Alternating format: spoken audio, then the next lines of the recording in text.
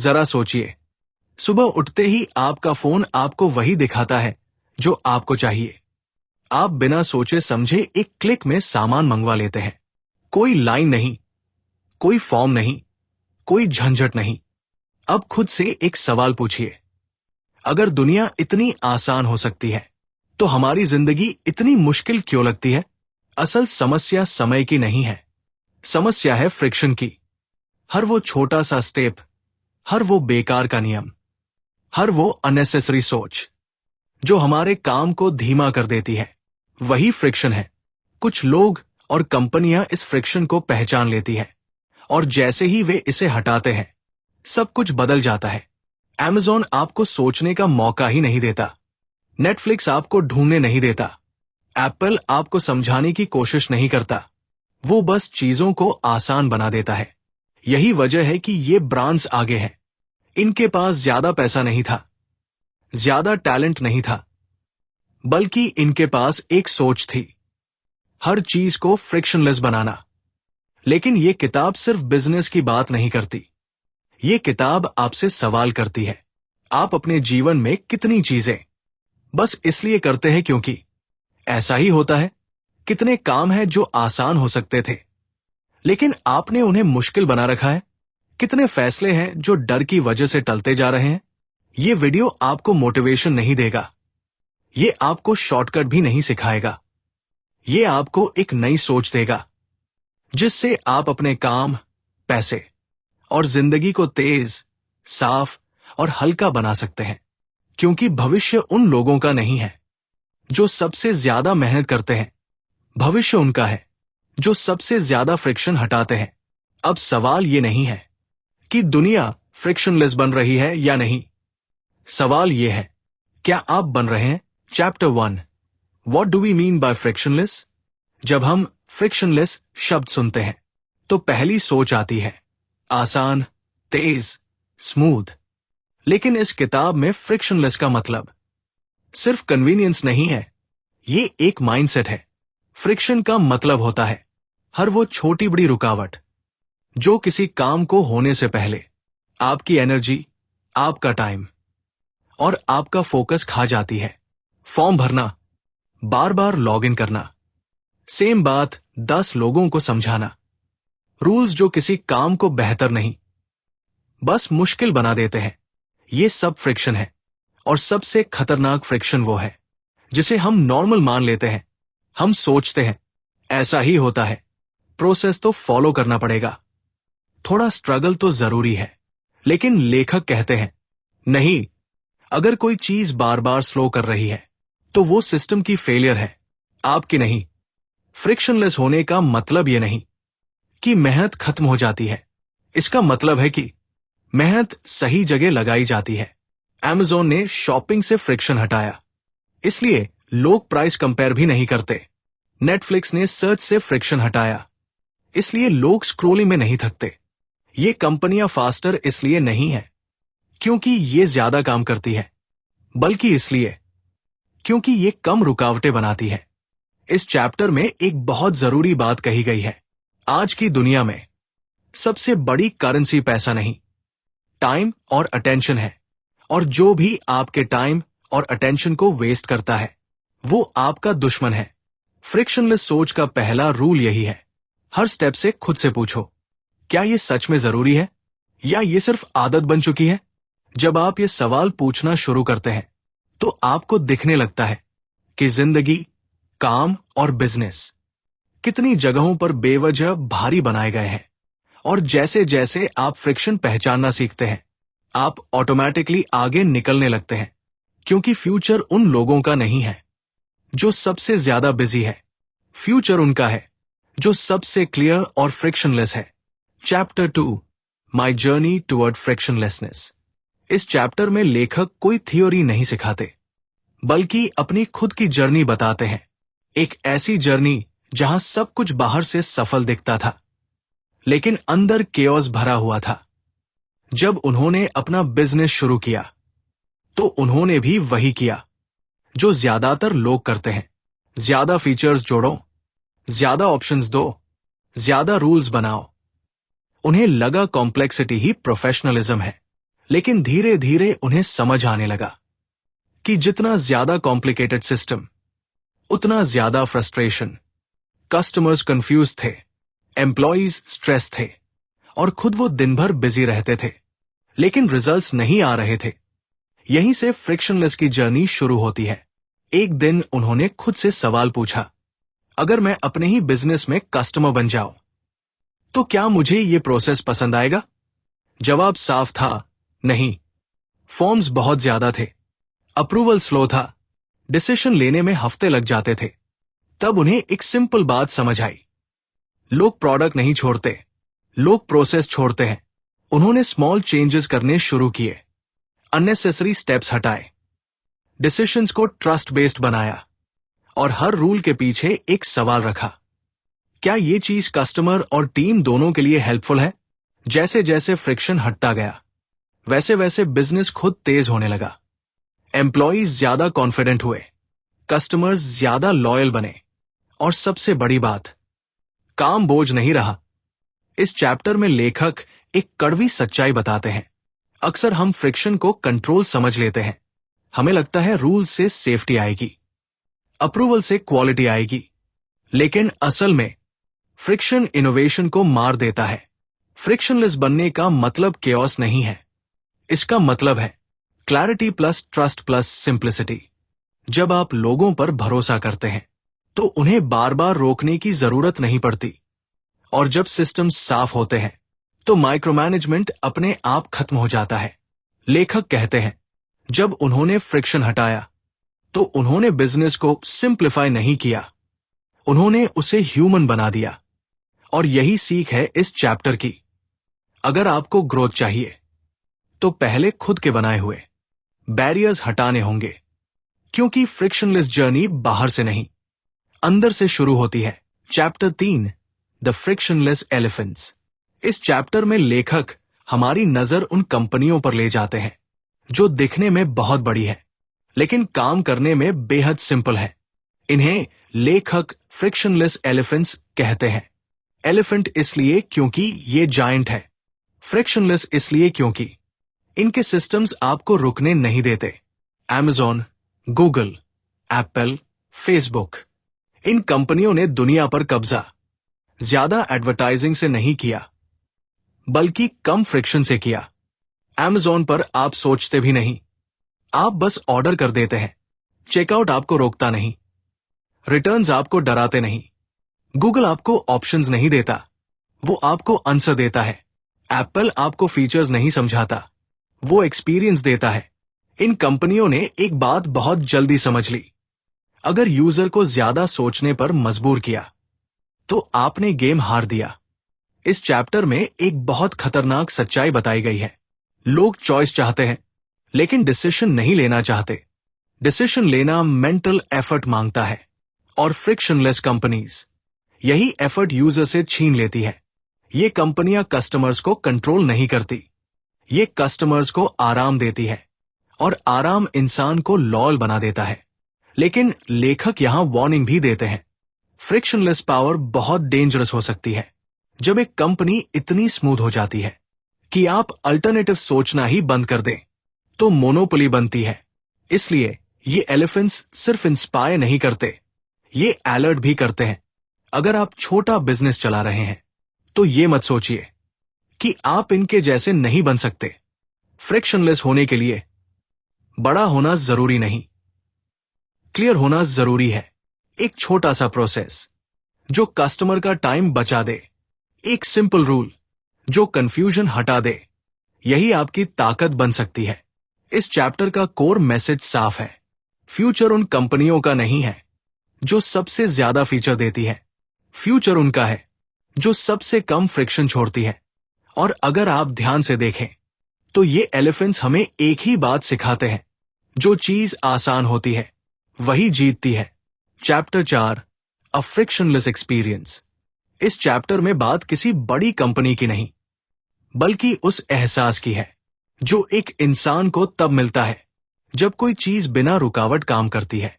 Frictionless experience का मतलब ये नहीं कि सब कुछ डिजिटल हो जाए, इसका मतलब है यूजर को ऐसा महसूस हो कि सिस्टम उसके लिए काम कर रहा है, वो सिस्टम के लिए नहीं। एक फ्रिक्शनलेस एक्सपीरियंस अचानक नहीं बनता, ये छोटे छोटे डिसीजंस का रिजल्ट होता है। कहाँ यूजर कंफ्यूज होता है, कहाँ वो हेजिटेट करता है और कहाँ वो छोड़ देता है।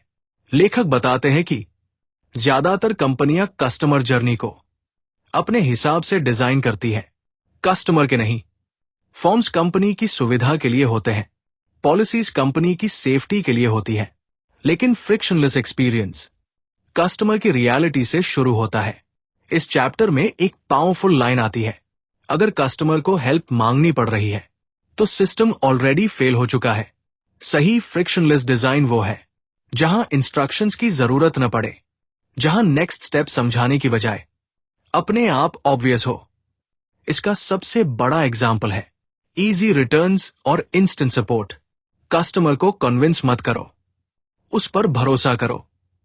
जब आप फ्रिक्शन हटाते हो तो आप रिस्क नहीं बढ़ाते, आप लॉयल्टी बढ़ाते हो।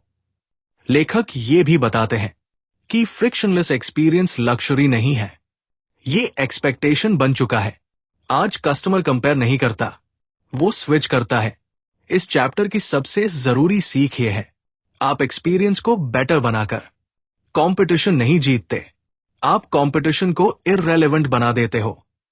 और ये सिर्फ बिजनेस तक सीमित नहीं है, आप अपनी डेली लाइफ में भी देख सकते हैं। जो चीज स्मूथ है उसी की तरफ हम नेचुरली जाते हैं।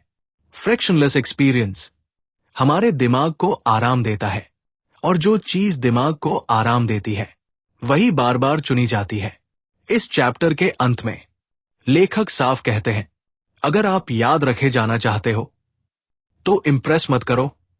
Ease 2 chapter 5 frictionless competition. इस चैप्टर में लेखक बताते हैं कि आज कंपटीशन प्रोडक्ट बनाम प्रोडक्ट नहीं है, आज असली कंपटीशन है एक्सपीरियंस बनाम एक्सपीरियंस। दो कंपनियां एक जैसा प्रोडक्ट बेच सकती है, एक जैसी प्राइस रख सकती है, लेकिन जो कंपनी फ्रिक्शन कम कर देती है वही जीत जाती है। कस्टमर अब लॉयल नहीं है, वो कंफर्टेबल है। जहां एफर्ट कम लगता है वो वही रुक जाता है। इस चैप्टर में एक अनकंफर्टेबल ट्रूथ सामने आता है, आपका कॉम्पिटिटर वो नहीं है जिसके बारे में आप सोचते हैं। आपका कॉम्पिटिटर है कस्टमर की लेजीनेस, उसका इम्पेशंस और उसका लिमिटेड अटेंशन। अगर आपका प्रोसेस कस्टमर को एक एक्स्ट्रा स्टेप लेने पर मजबूर करता है तो आपने उसे किसी और के पास जाने का रीजन दे दिया। फ्रिक्शनलेस कंपटीशन का मतलब प्राइस वो नहीं होता। जब आप फ्रिक्शन हटाते हो तो प्राइस कंपैरिजन अपने आप खत्म हो जाता है।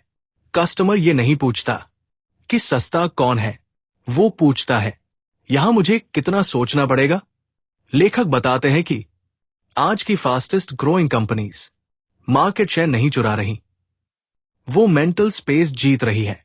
एक बार अगर कस्टमर को आपकी सिंप्लिसिटी की आदत लग गई तो कॉम्पिटिटर को उसे वापस लाने के लिए दोगुनी मेहनत करनी पड़ेगी। इस चैप्टर में यह भी क्लियर किया गया है कि फ्रिक्शनलेस बनना कॉपी करने से नहीं होता। आप कॉम्पिटिटर की फीचर्स कॉपी कर सकते हैं, लेकिन उसकी ईज नहीं। ईज कल्चर से आती है और कल्चर शॉर्टकट से नहीं बनती।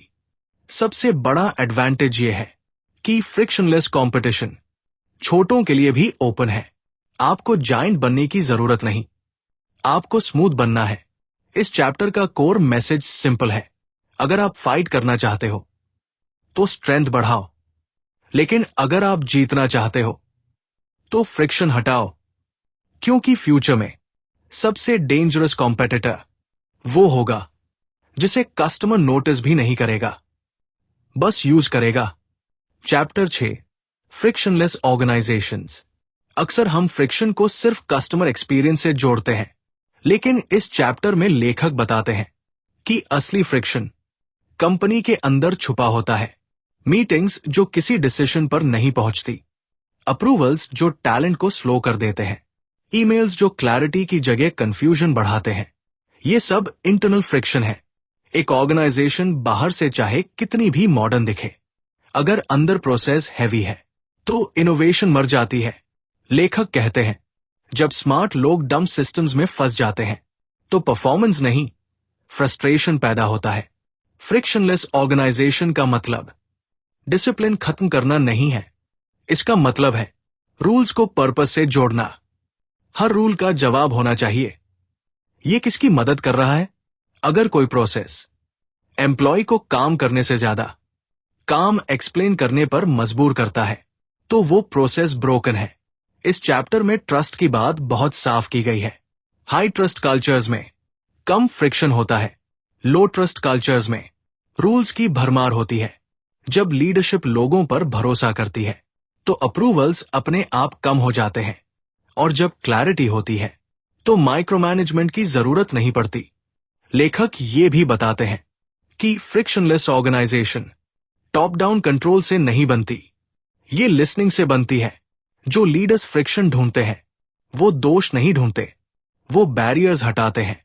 इस चैप्टर की सबसे पावरफुल सीख ये है, अगर आप चाहते हो कि आपकी टीम फास्ट चले तो रास्ता साफ करो। स्पीड की डिमांड मत करो, क्योंकि लोग स्लो नहीं होते, सिस्टम्स उन्हें स्लो बना देते हैं। फ्रिक्शनलेस ऑर्गेनाइजेशन एम्प्लॉयज को पुश नहीं करती, उन्हें फ्री करती है, और जब लोग फ्री होते हैं तो रिजल्ट्स अपने आप आते हैं। Chapter 7 the frictionless you. इस चैप्टर में लेखक बिजनेस से बाहर निकलकर सीधे इंसान की जिंदगी में आते हैं, क्योंकि सबसे ज्यादा फ्रिक्शन हम खुद बनाते हैं। हम कहते हैं कि समय नहीं है, लेकिन असल में हमारे डिसीजंस भारी है।